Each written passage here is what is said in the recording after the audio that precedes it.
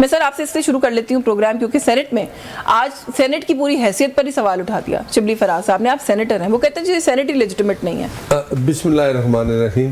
دیکھیں وہ شبلی فراز صاحب نے بات کی.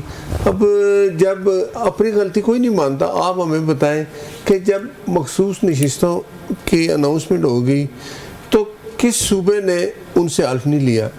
کے پی کے وزیر اعلیٰ نے انسٹرکشن دی اپنے اسپیکر کو کہ ان سے حلف نہیں لینا. تو جب ان سے حلف نہیں لیا گیا، وہ ممبر ہی نہیں بنے، تو وہ کیسے ووٹنگ کرتے؟ اپنی بات مانے نا. آپ یہ کرتے جب آپ حلف لے لیتے پھر وہاں ووٹنگ ہوتی جو سینیٹر بنتے. اب حکومت کس کی تھی؟ کے پی کے کی. وزیر اعلیٰ کے پی کے کا تھا، پی ٹی آئی کا تھا، اسپیکر پی ٹی آئی کا تھا. آپ کو ریکویسٹ کرتے ریویژن والے کے حلف لے لیں، آپ نے نہیں لیا. کیوں کہ آپ کہتے تھے جی جو ریزرو سیٹیں وہ ہمارے بندے لائیں، تو پھر ہم نے کہا تو یہ قانون یہ اجازت تو نہیں دیتا نا. اگر ایک مخصوص نشستوں کے لوگ آ گئے، آپ کو کوئی ریزرویشن ہے، وہ بات کی بات ہے، لیکن آپ حلف لے. سر آپ کو پتہ ہے نا، اس بات کی بات کے اندر اگر یہ معاملہ کھل جاتا ہے، اور جیسے کہ شبلی فراز صاحب کہہ رہے ہیں کہیں اس طرف ہی بات جاتی ہے، تو یہ بات کی بات میں آپ کا صدر، پرائم منسٹر، سارے جو آپ یو نیم اٹ، سارے الیکشنز کنٹروورشل ہو جائیں گے. آپ chairman senate, deputy chairman senate. تو ایک کام کریں، اس کے لیے کر لیں. پہلے بھی عمران خان نے 2 اسمبلی سے استعفے دیے، پھر کیا ہوا؟ غلطی مانی نا کہ میں نے غلط کیا. تو بات یہ ہے کہ پارلیمانی نظام ہے، اس میں ایک حکومت ہوتی ہے، ایک اپوزیشن ہوتی ہے. جب اپوزیشن اپنا کردار ادا نہیں کرتی، کل آپ نے دیکھیں کیا ہوا.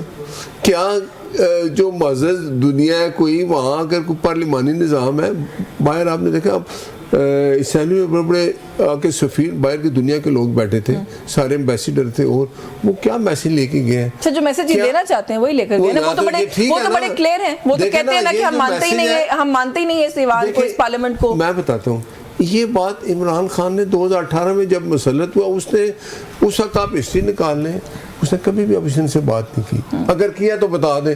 وہ کوئی اگر سلامتی کونسل کا کوئی اجلاس ہوتا، اس میں بھی وہ نہیں بیٹھتا تھا. اب اگر یہ رویہ اس کا ہے، یہ کون سا جمہوری طریقہ ہے؟ آپ مجھے بتائیں کسی دنیا میں جمہوریت میں احتجاج تو ہوتا ہے نا. احتجاج جمہوری احتجاج ہی کیا انہوں نے. اچھا، یہ احتجاج اس طرح ہوتا ہے. چلے زیادہ کم پہ بحث کر لیتے ہیں.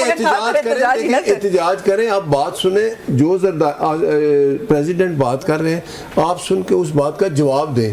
پارلیمنٹ کے اندر یہ میسج جاتا ہے. شور ڈالنا کچھ کیا ملا ان کو؟ وہ تو تقریر کر کے چلے گئے. کل آپ بھی بڑے مصروف تھے ویسے سیشن کے دوران، پتہ چلا ہے ہمیں. مجھے بتائیں کہ وہ جو بات کر رہے ہیں سینیٹر صاحب کے، وہاں پر فورن ڈپلومیٹس بھی بیٹھے ہوئے تھے، کچھ سفراء تھے دوسرے ممالک کے. وہ کہتے ہیں کیا میسج لے کر گئے؟ ہم کیوں دنیا کو اپنا یہ امیج دکھاتے ہیں جس سے یہ ثابت ہو کہ ہم ڈیموکریسی یا سسٹمز یا انسٹیٹیوشنز پر بلیو نہیں کرتے، ہم ڈسرپشن چاہتے ہیں سسٹمز کی.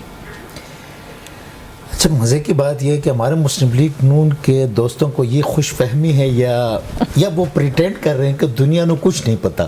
ہاں، اور پاکستان میں جو کچھ ہو رہا ہے اس کا دنیا کو نہیں پتا. کل قومی اسمبلی میں پی ٹی آئی نے احتجاج کیا تو چونکہ وہاں پہ سفراء بیٹھے تھے، جی اب یہ دنیا کو پتا. یہ بیچارے ان کو یا یہ بہت چالاک بننے کی کوشش کرتے ہیں، یا ان کو جو خان کہتا تھا کہ یہ پڑھے لکھے نہیں ہیں اور کوشش بھی نہیں کرتے.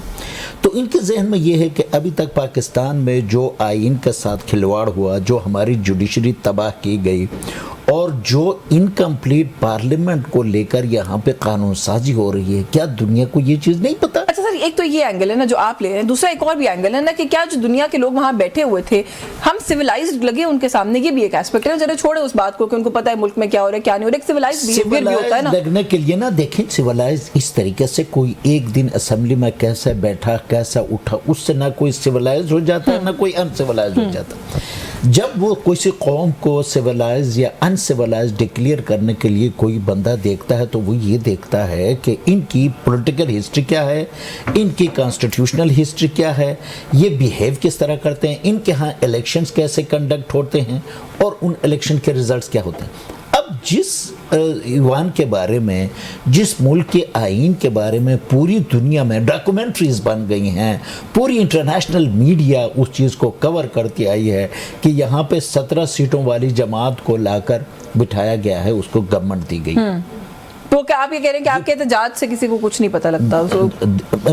سنیں نا. اچھا، تو کوئی ایک احتجاج کر, اچھا یہ احتجاج بھی ہمارا جمہوری حق تھا, ہم اپنے سیٹوں پہ کھڑے رہے, ہم نے کسی پہ خدا نہ خواستہ ایسا نہیں کیا کہ کسی کو چھڑوے مارے ہوں, کسی کو گالی, بھئی ہم اپنے لیڈر کے حق شور مچایا آپ نے, نعرے ہم لگائے, اپنے لیڈر کے حق میں نعرہ بازی کرتے آئے ہیں, آئندہ بھی کریں گے. کسی کو اچھا لگے, کسی کو برا لگے, کسی کے پیٹ میں مروڑ پڑتا ہے, ہمیں اس سے فرق نہیں پڑتا. before I move on, وہ جو سینٹر سے بات کرتے ہیں اس کی وجہ میڈم یہ ہے کہ دیکھیں, وہ اگر میرا ضمیر مطمئن ہے کہ میں یہ چیز صحیح کر رہا ہوں, $190 ملین پہ آپ میرے لیڈر کو جو ہے وہ سزا دلواتے ہیں کینگرو کورٹس کے ذریعے, اور آج پرائم منسٹر اٹھ کے کہتا ہے کہ میں ان 190 ملین اس پاؤنڈ سے میں فلاں یونیورسٹی بناؤں گا.